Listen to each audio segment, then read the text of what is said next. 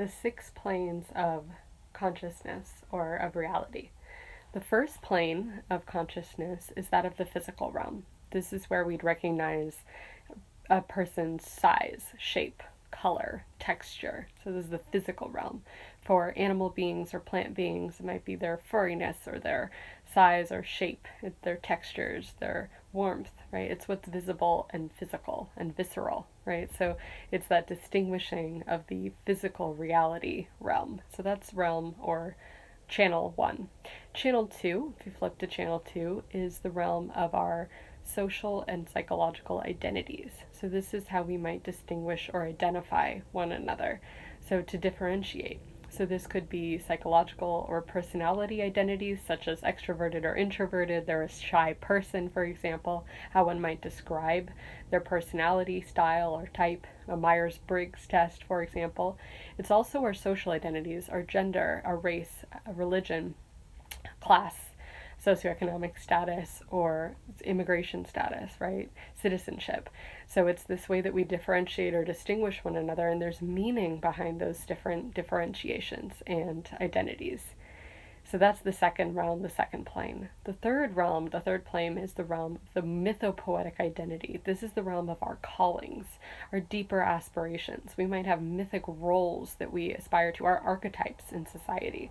One person I know is a cocoon weaver, another is a truth seeker, right? So it's what's your deeper calling or aspiration that you really identify with on a mythic way. So that's realm number 3.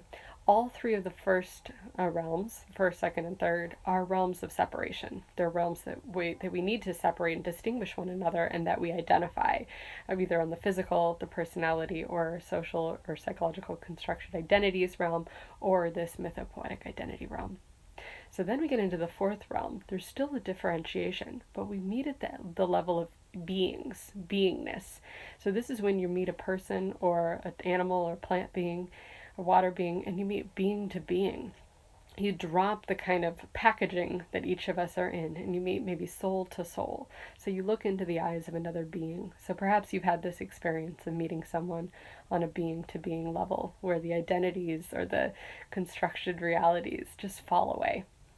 Then we get into the realm of number 5, which is the realm of oneness.